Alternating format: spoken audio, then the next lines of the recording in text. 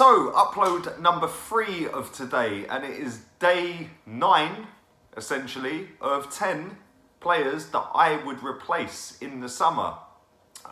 Today, obviously, as you've seen by the thumbnail, it is Elneny, a player that we bought for £5 million, has barely played any minutes of football for Arsenal since he's been here, scored a great goal against Barcelona that I'll never forget, great finish. But yeah, my man don't even get into the squads on a match day anymore. When he does, he never gets minutes on the pitch. And we're basically just paying this guy to be a mascot right now. Yes, he turns up to training, he does his job in training, but he seems quite happy just to be on the bench or not even in the match day squads. And for me, that's not good enough. That's like something that, if I was a footballer, I'd want to play games. There was reports linking him in January to Leicester City for £12 million. And the reports that came out were saying that he didn't want to take the move. He didn't want to go. So I don't know why he didn't want to take the move, but if I was a footballer and I wasn't getting any time on the pitch, I wasn't playing football, yes, I'm earning a good wage, but as a professional footballer in the Premier League, you're going to earn good money. Or even across Europe in the top leagues, you're going to earn good money. That's pretty standard nowadays because of all the TV deals and everything, so, and all the sponsorship deals and kit deals. But I'd want to play football, and the opportunity, if it is true, it's only hearsay, so we don't actually know if it was true that Leicester came in for him. But if they did, and I was him, I'd be thinking, well, I'm not playing at Arsenal, so why wouldn't I go to Leicester? I don't get it. I genuinely don't get it. He's reportedly on about 40 grand a week. That could be used better elsewhere. We've got kids coming through the ranks. We've got Smith Rowe, he's out on loan, he's currently injured. Joe Willock. You know, these are players that could take that squad place basically and take his place on the bench and could come on and actually do something, whereas he doesn't. You know, every time he plays, our fans are on his case, like sideways, backwards, Mohamed El sideways, you know, so I don't really get why he's still here, but I suppose we're going to have to wait till the summer to get rid. The window's not open right now, and it is what it is. We've just got to deal with it for now, and I don't see him playing any more games between now and the end of the season unless we have a major injury crisis, which is possible, I suppose, but again, like I said, he don't really feature for Arsenal. It was a weird signing in the first place. Yes, he was relatively cheap, £5 million, that's nothing in today's market, but a £5 million player on 40 grand a week for 3 years is quite a lot of money, and that could have been spent better elsewhere for me. That's just my opinion. Let me know what you guys think. But in terms of rating Mohamed Elneny's Arsenal career, Jesus Christ, where do I start? I don't even know if I can give him a rating. You know, yeah, he always tries, yeah, he gives his best, but ultimately he's not good enough, and ultimately he's not Arsenal standard. I'm not even sure he's Premier League standard, if I'm being completely honest, but he's currently a Premier League player for Arsenal Football Club, and like I said, he's barely played any games for us. I'll give him, I don't know, I don't really want to be too harsh on him because like I don't think he's done anything wrong, I just don't think he's good enough, and I think the manager don't think he's good enough, and the previous manager did buy him, but didn't play him really, and I suppose we'll give him 2 out of 10 for effort. In terms of actual ability on the pitch, can't really score that, so overall I'll give him 2 out of 10, and that's quite harsh really because he hasn't done anything wrong. It weren't his fault Arsenal signed him, but at the end of the day, he had the opportunity to leave from what we gather, and he chose not to leave. He chose to sit on the bench and take 40 grand a week. So for me, that ain't great and that ain't good enough, and that's not what I want at my club. So yeah, 2 out of 10. But anyway, I'm going to give 3 names. Not necessarily names that would replace him in his position, but I'm just going to throw 3 midfielders at you.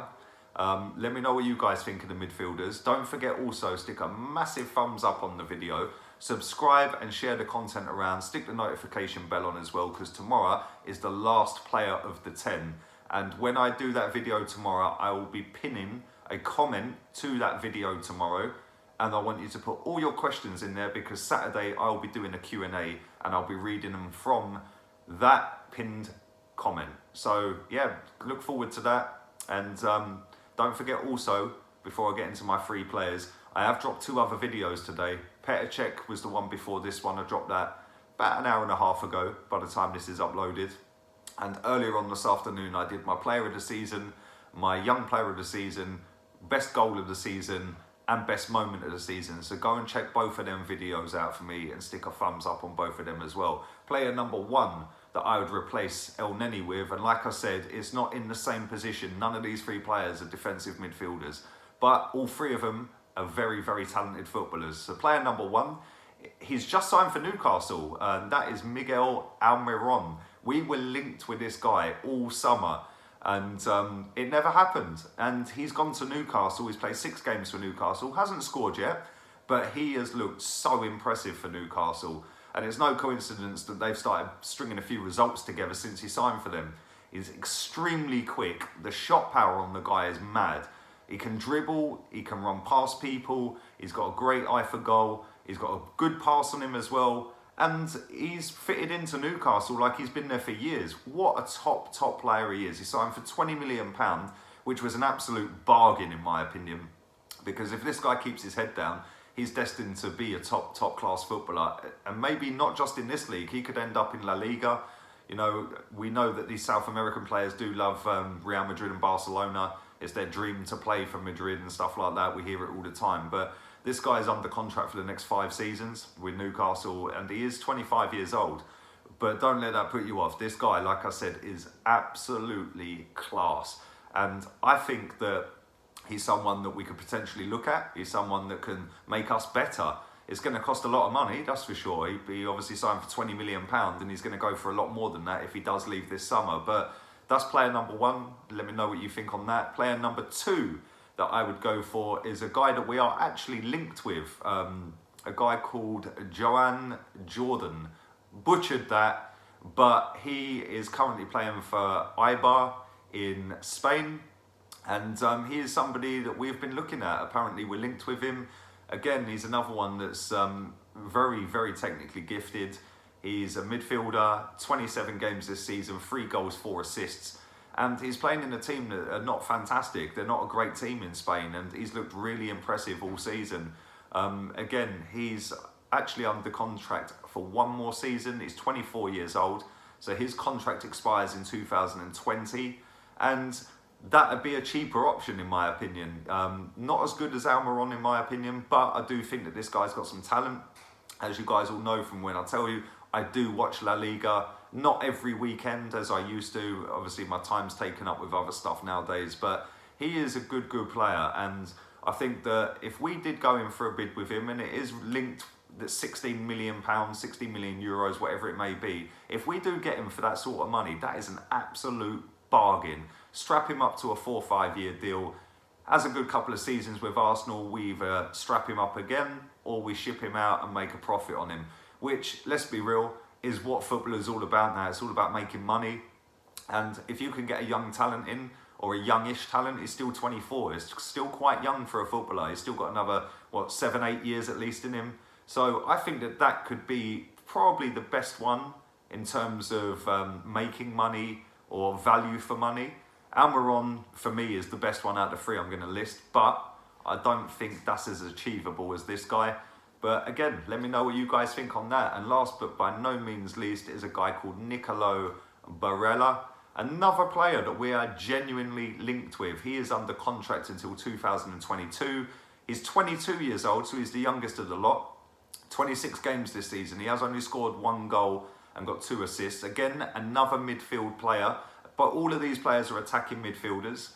They all do defensive duties as well, but this Barella guy, he hasn't exactly ripped it up in terms of statistics, goals and assists and stuff like that.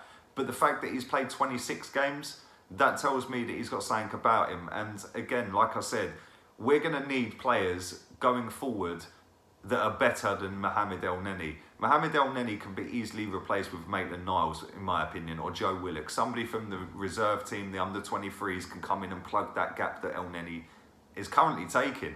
So for me, if we're going to go and get rid of Elneny, which I think we will this summer, we need to go and look for players that can do stuff going forward as well as defensively.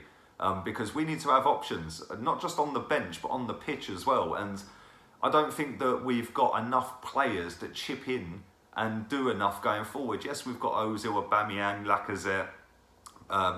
Iwobi doesn't really score enough goals for me.